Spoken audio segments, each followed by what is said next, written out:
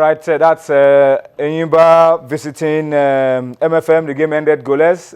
Goalless draw, but it was an exciting game, end-to-end stuff. And a lot of fans who came to watch the game really enjoyed themselves. There's a name they call Agege Stadium now.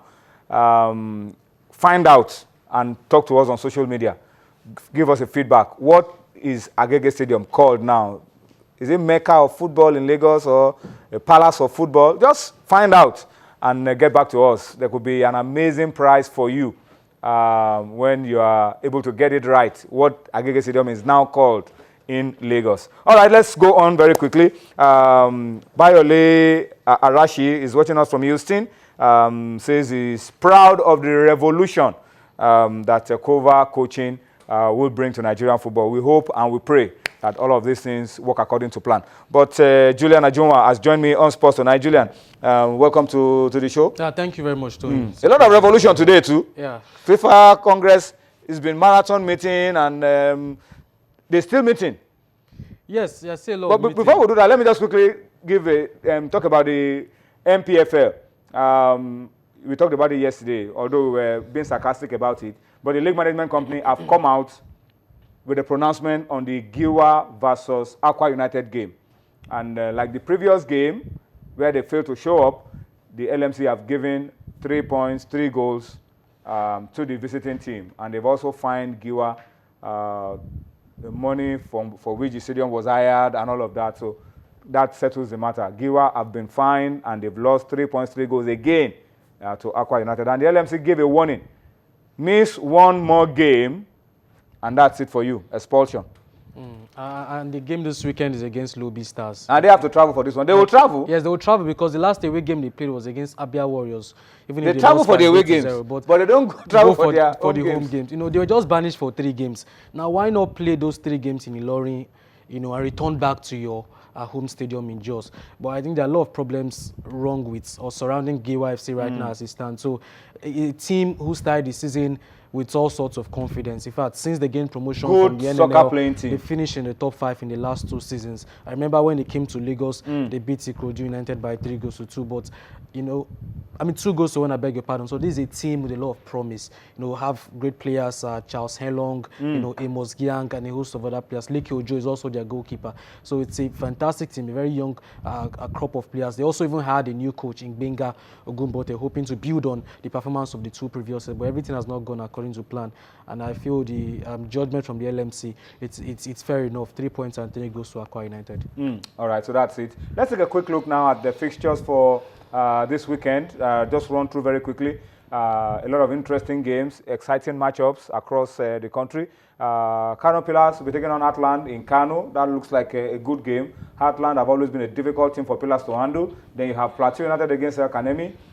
Rangers, table toppers will be taking on Ikorodu United in Enugu. Warri Wolves against Sunshine. That game will be live on TV. Looks like a good matchup as well.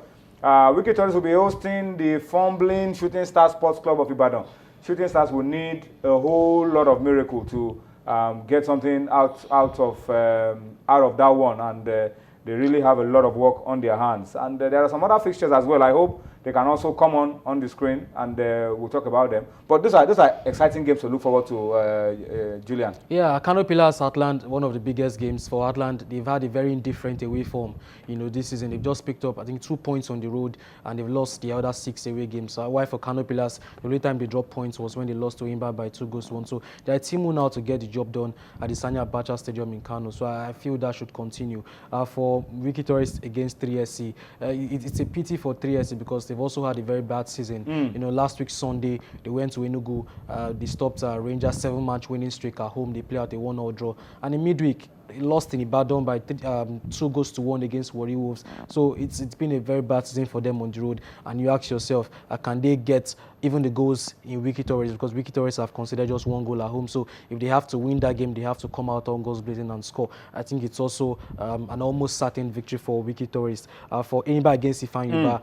That's the first game tomorrow. That's the game tomorrow. Exactly. Enyimba against Ifeanyi Uba and Umahia. Yeah, the fact that Enyimba are not playing in Aba has also affected their form because they've also been dropping points at home. Remember, they played 1-1 with Heartland, 2-2 with Lobby Stars. So Enyimba, the defending champions, if they want to successfully defend their title, they have to start start winning games like this. But Ifeanyi Ubah will not come easy. They've also won on the road on match they won against Giwa FC, so it promises to be a very interesting encounter. For Rangers against Ikorodu United, Ikorodu United also a very promising team, but a team who have failed to get any points on the road. They've also lost all their 8 away games. And if you know of the Kane combination in Rangers, Bobby Clement, Godwin Aguda, Christian Owobodo, and also exactly. So whenever those 4 guys bring their game to the table, Rangers just know how to get the job done. So if there's any team who would inflict the first defeat at home for Rangers, I really doubt if it's Ikorodu United. But the good thing about all the teams is the fact that all the teams have dropped points at home. No one has a 100% record at home so far. So it shows the level of competition. We saw lots of away points, the last round of games. So I'm sure that after Saturday and Sunday's games, we'll also have lots of points on the road. Other games to look forward to this weekend. On Sunday, you have MFM against Tornadoes at the Agege Stadium. Lobby Stars against Giwa in Makurdi. Aqua United against Nasarawa United in Uyo. Abia Warriors against Rivers United.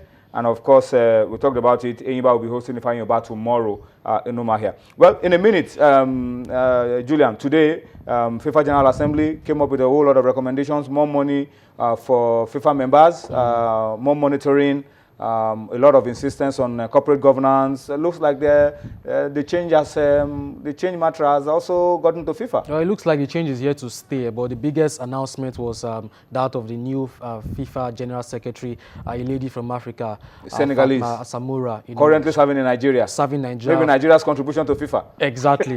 She has served as ambassador to United Nations for over 21 years, so she has lots of experience supervising over 2,000 members of staff. But not so much football experience. Yes, not so much football experience, but I like the fact that she knows what is obtainable in terms of FIFA trying to be transparent and also accountable to funds as well. So she'll bring in a wealth of experience. And I also like the fact that she can speak multiple languages. Apart from the French language, which happens to be her lingua franca, she can speak English, Spanish, and Italian. So she'll be able to communicate, very well, whenever she's addressing the press. And also, I think it's a very good development to see a lady, and it removes that issue of gender bias, between the male and the female. So it's a very good development. We hope that she works favorably, so that all the reforms that Gianni Infantino is willing to, put in FIFA, everything works according to plan. Well, Julian, so much to talk about, but our time is up on this segment. But thank you so much for coming on the show tonight. We'll see you again next week. It's a pleasure. Thank all you right, so let's go on a quick break now and bring you a little bit of basketball. When we return, it will be Tunde Ogunshiku, I beg your pardon, that will be giving us chess on Sports Tonight. Join us again.